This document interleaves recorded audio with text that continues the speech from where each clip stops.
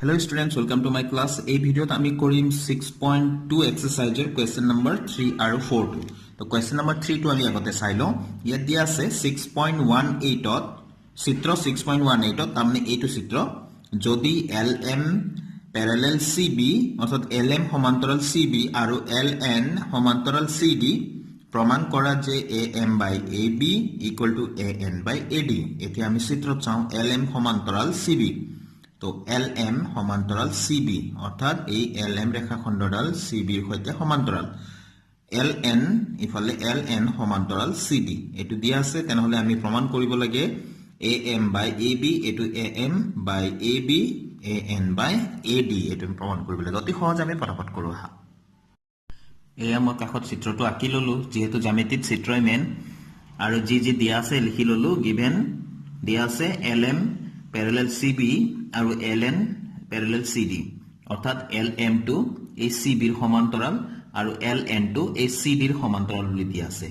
এতিয়া আমি যদি ভালকৈ লক্ষ্য কৰো, ইয়াত দুটা ত্ৰিভুজ আছে। এটা হৈ গল ACB ত্ৰিভুজ আৰু এটা হৈ গল ACD এই ত্ৰিভুজটো, হয়নে? এতিয়া প্ৰথম ত্ৰিভুজ আমি যেটো ACB ইয়াত যদি লক্ষ্য কৰো LM সমান্তৰাল CB বুলি দিয়া আছে। গতিকে আমি 6.1 থিওৰাম বা উপপাদ্য 6.1 যেটো থেলছৰ উপপাদ্য বুলি জনা যায়, সেই উপপাদ্য মতে কি আছিল, এটা ত্ৰিভুজৰ যিকোনো এটা বাহুৰ সমান্তৰালকৈ টনা ৰেখাডালে যদি দুডাল বাহুক দুটা নিৰ্দিষ্ট বিন্দুত ছেদ কৰে, তেনেহলে যি দুডাল বাহুক ছেদ কৰিছে সেই দুডাল বাহু একে অনুপাতত বিভক্ত হ'ব। অৰ্থাৎ আমি ক'ব পাৰো BM by AM CL by AL। ঠিক সেই ধৰণে এই ত্ৰিভুজটো একেদৰে আমি কি লিখিব পাৰো DN by AN CL by AL, যেহেতু LN আৰু CD সমান্তৰাল বুলি দিয়া আছে এইটো ত্ৰিভুজৰ কাৰণে। ঠিক আছে, গতিকে সেইখিনি আমি ইয়াত ব্যৱহাৰ কৰিম। এয়া মই লিখি দিলো, যেহেতু ত্ৰিভুজ ABC ত LM সমান্তৰাল CB, গতিকে BM by AM CL by AL লিখি দিলো। অকমান আগতে মই বুজালো এইটো থেলছৰ উপপাদ্য মতে, আৰু এই সমীকৰণটোক আমি 1 নম্বৰ বুলি নাম দি থলো। ঠিক আছে, এতিয়া লিখি দিলো একেদৰে ত্ৰিভুজ ACD অৰ্থাৎ এই তলৰ ত্ৰিভুজটোত LN সমান্তৰাল CD, LN সমান্তৰাল CD, গতিকে আমি এই ওপৰৰ ত্ৰিভুজটো ইয়াতে লক্ষ্য কৰিবলগীয়া। ওপৰৰ ত্ৰিভুজটোত আমি এনেকে কৈছো BM by AM বুলি কৈছো, নহয় জানো? গতিকে ইয়াতো আমি DN by AN বুলি কম, DN তাৰপিছত এই টুকুৰা। ঠিক সেইধৰণে ইয়াতে লিখিলো DN by AN equal to CL by AL।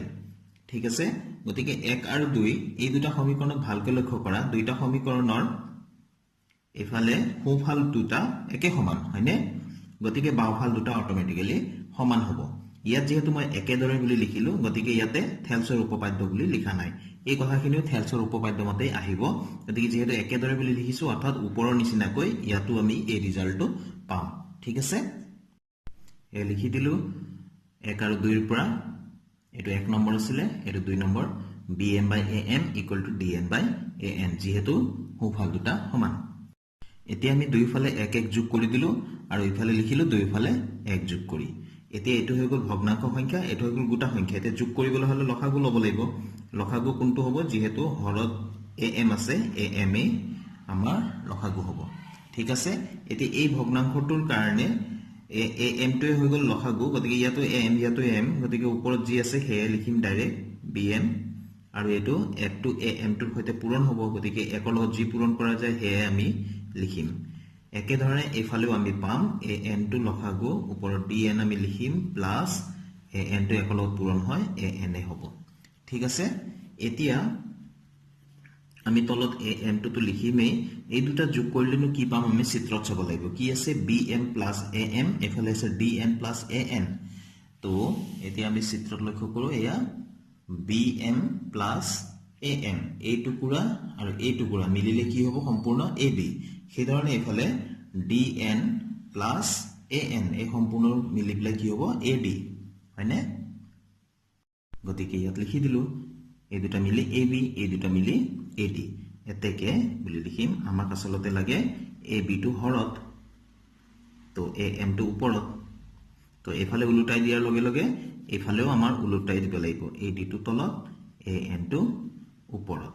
হয়নে এটো আমাক লাগিছিলে গতিকে প্ৰমাণিত হৈ গল প্ৰমাণিত হল বুলি লিখি দিম প্ৰুভড অতি সহজ হয়নে এতিয়া ষ্টুডেন্টস আমি কোৱেশ্চন নম্বৰ 4 টো লৈছো ইয়াত দিয়া আছে চিত্ৰ 6.19 ত অৰ্থাৎ এইটো চিত্ৰত DE সমান্তৰাল AC আৰু DF সমান্তৰাল AE বুলি কৈছে প্ৰমাণ কৰিব লাগে যে BF by FE equal to BE by EC আগতে কি দিয়া আছে আমি চিত্ৰৰ সৈতে মিলাই চাও DE সমান্তৰাল AC তো DE সমান্তৰাল AC বুলি কৈছে আকৌ DF সমান্তৰাল AE DF to এয়া সমান্তৰাল AE এইখিনি আমাক দিয়া আছে আমি এটো প্ৰমাণ কৰিব লাগে তো কি দিয়া আছে আমি লিখি ললো DE সমান্তৰাল AC আৰু DF সমান্তৰাল AE প্ৰমাণ কৰিব লাগে যে BF by FE equal to BE by EC এইখিনি কথা লিখি ললো আৰু চিত্ৰটো আমি কাষত আঁকি ললো এতিয়া আমাৰ প্ৰথমতে আমি চাব লাগিব যে ইয়াতে দিয়া আছে DE সমান্তৰাল AC তো DE এয়া সমান্তৰাল AC বুলি কৈছে তো AC যদি আমি লওঁ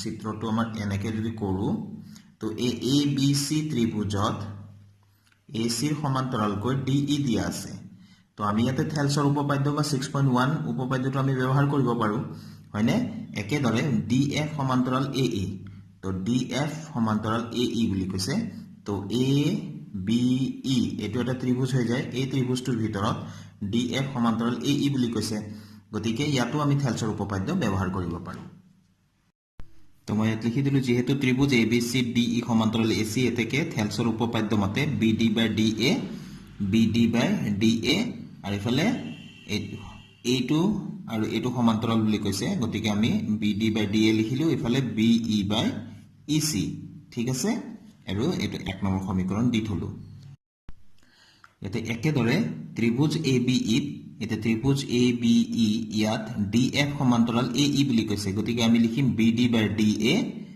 BF by FE হয়নে গতিকে এটো ইয়াত লিখি দিলো একেদৰে বুলি লিখা হৈছে গতিকে থেলছৰ উপপাদ্য মতে আকৌ এবাৰ নিলিখিলেও হল এটোক আমি 2 নম্বৰ সমীকৰণ বুলি দিলু এতে 1 আৰু 2 ত আমি লক্ষ্য কৰো 1 আৰু 2 নম্বৰ সমীকৰণত লক্ষ্য কৰিলে দেখা যাব বাওঁফালৰ খিনি একে আছে গতিকে সোঁফালৰ খিনি অটোমেটিক্যালি সমান হ'বই লাগিব এয়া মই লিখি দিলু 1 আৰু 2 ৰ পৰা BF by FE equal to BE by EC যেহেতু BD by DA দুইটাতে আছে গতিকে এইটো সমান এইটো বা এইটো সমান এইটো লিখিব পাৰো যেহেতু আমাক প্ৰশ্নত এনেকে দিয়া আছে প্ৰমাণ কৰিবলৈ গতিকে এনেকে লিখি দিলু ঠিক আছে তো একে কথা গতিকে এইটো আমাক লাগিছিলে প্ৰমাণিত হৈ গল ইন্টাৰেষ্টিং আছিল হয়নে গতিকে ইয়াতে লিখি দিম শেষত প্ৰুভড বুলি